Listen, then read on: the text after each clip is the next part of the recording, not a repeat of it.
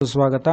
ಇವತ್ತು 20 ಜನವರಿ 2024. ಇವತ್ತು intraday trade ಯಾವುದು, ಆಮೇಲೆ ನಿಫ್ಟಿ 15ನಲ್ಲಿ ಏನಾಯಿತು, ಬೇಸಿಸ್ ಸೆನ್ಸೆಕ್ಸಲ್ಲಿ ಏನಾಯಿತು ಅಂತ ನೋಡ್ಕೊಂಬರೋಣ.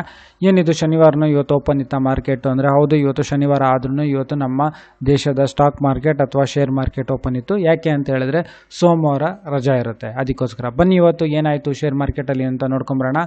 ನಿಫ್ಟಿ 50 ಕ್ಲೋಸ್ ಆಗಬೇಕಾದ್ರೆ ಸುಮಾರು 21,571ಕ್ಕೆ ಕ್ಲೋಸ್ ಆಯಿತು. ನಿನ್ನೆ ಏರಿಕೆ ಕಂಡಿತ್ತು, ಆದರೆ ಇವತ್ತು ಸುಮಾರು 50 ಪಾಯಿಂಟ್ ಅಷ್ಟು ಇಳಿಕೆ ಕಂಡಿದೆ. ಅದೇ ರೀತಿ ಇವತ್ತು ನಾವು BSE ಸೆನ್ಸೆಕ್ಸ್ ನೋಡೋದಾದರೆ BSE ಸೆನ್ಸೆಕ್ಸ್ನಲ್ಲೂ ಕೂಡ ಇಳಿಕೆ ಆಗಿದೆ. ನೋಡೋಣ ಬನ್ನಿ ಅದು ಎಷ್ಟು ಇಳಿಕೆ ಆಗಿದೆ ಅಂದರೆ, BSE ಸೆನ್ಸೆಕ್ಸ್ನಲ್ಲೂ ಸುಮಾರು 259 ಪಾಯಿಂಟ್ಸ್ ಅಷ್ಟು ಇಳಿಕೆ ಆಗಿದೆ. ಕ್ಲೋಸ್ ಆಗಬೇಕಾದ್ರೆ ಸುಮಾರು 71,423 ರೂಪಾಯಿಗೆ ಇದು ಕ್ಲೋಸ್ ಆಗಿದೆ. ಅದೇ ರೀತಿ ಟ್ರೆಂಡಿಂಗ್ ಶೇರಲ್ಲಿ ಅಂತ ಹೇಳಿದ್ರೆ ಸುಜ್ಲಾನ್ ಇದು ಸುಮಾರು 5 ಪೈಸದಷ್ಟು ಪ್ರತಿಯೊಂದು ಶೇರ್ನಲ್ಲಿ ಇಳಿಕೆ ಆಗಿದೆ. ಅದೇ ರೀತಿ IRFC ಬಗ್ಗೆ ನಾವು ಮಾತಾಡ್ತಾನೆ ಇದ್ವಿ, ಇಂಟ್ರಾಡೇ ಟ್ರೇಡ್ ಚೆನ್ನಾಗಿ ಕೊಡ್ತಾ ಇದೆ ಅಂತ. ಇವತ್ತು ನೀವು ನೋಡೋದಾದರೆ ಒಳ್ಳೆ ಸ್ಮಾಲ್ ಕ್ಯಾಪಿಟಲ್ ಹಿಡ್ಕೊಂಡು ನಾವು ಸ್ಟಾಪ್ ಲಾಸ್ ಹಾಕ್ಕೊಂಡು ಲಾಸಸ್ನ ನಾವು ಮ್ಯಾನೇಜ್ ಮಾಡ್ತೀವಿ ಅಂದರೆ ಒಳ್ಳೆಯ ಇಂಟ್ರಾಡೇ ಟ್ರೇಡ್ನ ನಾವು ಕನ್ಸಿಸ್ಟೆನ್ಸ್ ಆಗಿ ತೆಗಿಬೋದು. ಇದು ಮಧ್ಯದಲ್ಲಿ ಲಾಸ್ ಆಗೋದು 200 ರೂಪಾಯಿ 400 500 ಲಾಸ್ ಆಗೋದು. ಬಟ್ ಓವರಾಲ್ ಆಗಿ ನೋಡಿದ್ರೆ ನೀವು ಹಾಕಿರೋ ಕ್ಯಾಪಿಟಲ್, ನೀವೇನು 5,000ದಿಂದ 10,000 ಕ್ಯಾಪಿಟಲ್ ತಂದು ಹೂಡಿಕೆ ಮಾಡಿದ್ರೆ ಅದು ಆಲ್ಮೋಸ್ಟು ಅಷ್ಟೇ ರಿಟರ್ನ್ಸು ಬಂದಿರೋದು. ನೋಡೋಣ ಮುಂದೆ ಮಾತಾಡೋಣ ಅದ್ರ ಬಗ್ಗೆ. ಅದೇ ರೀತಿ ಇಂಡಿಯನ್ ರಿನ್ಯೂಬಲ್ ಎನರ್ಜಿ ಇದನ್ನು ಕೂಡ ಅಷ್ಟೇ ಒಳ್ಳೆ ಇಂಟ್ರಾಡೇ ಟ್ರೇಡ್ ಬಗ್ಗೆ ಮುಂಚೆನೇ ಮಾತಾಡಿದ್ದೀವಿ. ಇದೆಷ್ಟು ಏರಿಕೆ ಆಯಿತು ಪ್ರತಿಯೊಂದು ಶೇರಲ್ಲಿ ಅಂದರೆ ಸುಮಾರು 13 ರೂಪಾಯಿ ಅಷ್ಟು ಏರಿಕೆ ಆಗಿದೆ ಪ್ರತಿಯೊಂದು ಶೇರಲ್ಲಿ. ಇದು ಒಂದು ಟ್ರೆಂಡಿಂಗ್ ಶೇರೆ. ಅದೇ ರೀತಿ ನಾವು ವಿಪ್ರೋದಲ್ಲಿ ನೋಡೋದಾದರೆ ವಿಪ್ರೋದಲ್ಲಿ ಇವತ್ತು ಸುಮಾರು 7 ರೂಪಾಯಿ 10 ಪೈಸೆ ಅಷ್ಟು ಇಳಿಕೆ ಆಗಿದೆ. ಅದೇ ರೀತಿ ಇನ್ನು ಯಾವುದು ಟ್ರೆಂಡಿಂಗ್ ಶೇರ್ ಅಂದರೆ HDFC ಬ್ಯಾಂಕ್ ನೋಡಿದ್ವಿ ನಾವು, ತುಂಬ ಇಳಿಕೆ ಆಗಿತ್ತು.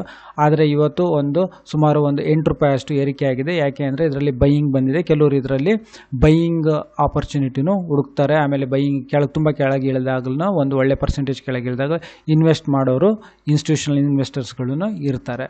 ಅದೇ ರೀತಿ ನಾವು ಮುಂದೆ ನೋಡೋದಾದರೆ ರೈಲ್ ವಿಕಾಸ್ ನಿಗಮ್ ಹೇಳಿದ್ವಿ, ಸ್ವಲ್ಪ ಗಮನ ಇಡಿ ಇದ್ರ ಬಗ್ಗೆ, ರೈಲ್ ವಿಕಾಸ್ ನಿಗಮ್ ಬಗ್ಗೆ ಮತ್ತು ಭಾರತೀಯ ಏರ್ಟೆಲ್ ಬಗ್ಗೆ ಅಂತ ಸ್ವಲ್ಪ ಫಾಲೋ ಮಾಡಿ ಅದನ್ನು ಶೇರು ನೋಡ್ತಾ ಇರ್ರಿ, ಅದನ್ನು ಏನಾಗುತ್ತೆ ಅಂತ.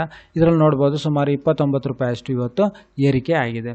ಅದೇ ರೀತಿ ಇನ್ಯಾವುದು ಟ್ರೆಂಡಿಂಗ್ ಶೇರು ಅನ್ನೋದು ಆಮೇಲೆ ಇವಾಗ ನಿಫ್ಟಿ 15ನಲ್ಲಿ ನೋಡೋಣ. ನಿಫ್ಟಿ 15ನಲ್ಲಿ ಯಾವೆಲ್ಲ ಶೇರ್ಗಳು ಏರಿಕೆ ಆಗಿದೆ ಅಂದರೆ ಕೋಲ್ ಇಂಡಿಯಾ ಪ್ರತಿಯೊಂದು ಶೇರಲ್ಲಿ ಸುಮಾರು 15 ರೂಪಾಯಿ ಅಷ್ಟು ಏರಿಕೆ ಆಗಿದೆ. ಅಡಾನಿ ಪೋರ್ಟ್ ಸುಮಾರು 40 ರೂಪಾಯಿ ಅಷ್ಟು ಏರಿಕೆ ಆಗಿದೆ. ಅಡಾನಿ ಎಂಟರ್ಪ್ರೈಸಸ್ ಸುಮಾರು 72 ರೂಪಾಯಿ ಅಷ್ಟು ಏರಿಕೆ ಆಗಿದೆ. ಕೋಟಕ್ ಬ್ಯಾಂಕ್ ನೋಡ್ಬೋದು ಸುಮಾರು 42 ರೂಪಾಯಿ ಅಷ್ಟು ಏರಿಕೆ ಆಗಿದೆ. ICICI ಬ್ಯಾಂಕ್ ಪ್ರತಿಯೊಂದು ಶೇರಲ್ಲಿ ಸುಮಾರು 9 ರೂಪಾಯಿ ಅಷ್ಟು ಏರಿಕೆ ಆಗಿದೆ. ಪವರ್ ಗ್ರಿಡ್ ಸುಮಾರು 1 ರೂಪಾಯಿ 80 ಪೈಸೆ ಅಷ್ಟು ಏರಿಕೆ ಆಗಿದೆ. ಹಿಂಡಾಲ್ಕೋ ಇಂಡಸ್ಟ್ರೀಸ್ ನೋಡ್ಬೋದು ಸುಮಾರು 4 ರೂಪಾಯಿ ಅಷ್ಟು ಏರಿಕೆ ಆಗಿದೆ.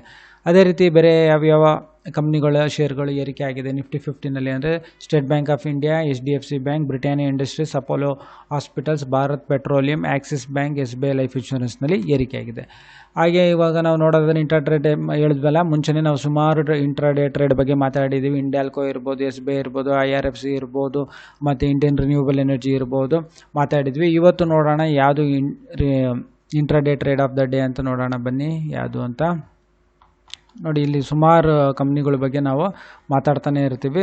ಸುಮಾರು ಇಂಟ್ರಾಡೇ ಟ್ರೇಡ್ ಲಾಸಸ್ ಆಗಲ್ಲ ಅಂತ, ಲಾಸಸ್ಸು ಆಗುತ್ತೆ. ಬಟ್ ಮ್ಯಾನೇಜ್ ಮಾಡ್ಕೊಂಡೋಯ್ತು ಅಂದರೆ ಲಾಭ ಜಾಸ್ತಿ ಇರುತ್ತೆ, ಲಾಸಸ್ ಕಡಿಮೆ ಆಗುತ್ತೆ.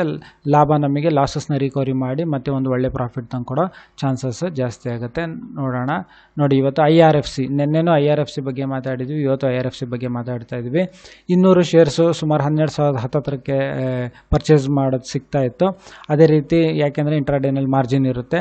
ಪ್ರತಿಯೊಂದು ಸ್ಟಾಕ್ನಲ್ಲಿ ಸುಮಾರು 16 ರೂಪಾಯಿ ಅಷ್ಟು ಏರಿಕೆ ಆಗಿದೆ. ಅಲ್ಲಿ 200 ಸ್ಟಾಕ್ಸಲ್ಲಿ ಸುಮಾರು 3,200 ರೂಪಾಯಿ ಅಷ್ಟು ಏರಿಕೆ ಅಂದರೆ ಲಾಭ ರಿಟರ್ನ್ಸ್ ಬಂದಿದೆ. ಇದು ಸ್ಮಾಲ್ ಕ್ಯಾಪಿಟಲ್, ಮ್ಯಾನೇಜಬಲ್ ಕ್ಯಾಪಿಟಲ್ ಇಟ್ಕೊಂಡು ಎಂಟ್ರಿ ಆದರೆ. ಇದೇ ರೀತಿ IPOನಲ್ಲೂ ನಿಮಗೆ ಚಾನ್ಸಸ್ ಸಿಗುತ್ತೆ, ಮ್ಯೂಚುವಲ್ ಫಂಡ್ಸ್ನಲ್ಲೂ ಸಿಗುತ್ತೆ, NFO ನ್ಯೂ ಫಂಡ್ ಆಫರಿಂಗ್ಸ್ನಲ್ಲೂ ಸಿಗುತ್ತೆ, ಬಾಂಡ್ಸ್ನಲ್ಲೂ ಸಿಗುತ್ತೆ. ಶೇರ್ ಮಾರ್ಕೆಟ್ ಎಷ್ಟು ದೊಡ್ಡದು ಅಂತ ಹೇಳಿದ್ರೆ ನೀವು ಎಷ್ಟೇ ಕ್ಯಾಪಿಟಲ್ ತೊಗೊಂಬಂದ್ರೆ ಇಲ್ಲಿ ಸಣ್ಣದು ಅನಿಸುತ್ತೆ. ನಾವು ನಮ್ಮ ಕೆಪಾಸಿಟಿ ನೋಡಿಕೊಂಡು ನಮಗೆ ಮ್ಯಾನೇಜ್ ಎಷ್ಟು ಮಾಡೋಕ್ಕಾಗುತ್ತೆ, ಇದು ಲಾಸ್ ಆದ್ರೂ ಎಷ್ಟು ಮ್ಯಾನೇಜ್ ಮಾಡೋಕ್ಕಾಗುತ್ತಾ ಅಂತ ಅಷ್ಟು ಮಾತ್ರ ಕ್ಯಾಪಿಟಲ್ ತಂದು ನೋಡ್ಕೋಬೇಕು. ಪ್ರಾಕ್ಟೀಸ್ ಆಗಿ ವಿತ್ ಟೈಮ್ ನಿಮಗೆ ಒಂದು ಅನುಭವ ನೋಡಿಕೊಂಡು ಆಮೇಲೆ ಸ್ವಲ್ಪ ಜಾಸ್ತಿ ಮಾಡ್ಕೊಂಡೋಗಿ ಸಡನ್ನಾಗಿ ಬರೋ ಕ್ಯಾಪಿಟಲೆಲ್ಲ ಹಾಕಿದ್ರೆ ಇದು ದೊಡ್ಡ ಇದ್ದಂಗೆ. ಇದರಲ್ಲಿ ನಿಮಗೆ ತುಂಬ ಎಷ್ಟು ಹಾಕಿದ್ರೂ ಸಾಲಲ್ಲ. ಇಲ್ಲೂ ಕಾಣಿಸುತ್ತೆ, IPOನಲ್ಲೂ ನಿಮಗೆ ಆಪರ್ಚುನಿಟಿ ಕಾಣಿಸುತ್ತೆ, ಬಾಂಡಲ್ಲೂ ಕಾಣಿಸುತ್ತೆ, ಆಮೇಲೆ ಶಾರ್ಟ್ ಟರ್ಮ್ ಟ್ರೇಡಿಂಗಲ್ಲೂ ಕಾಣಿಸುತ್ತೆ.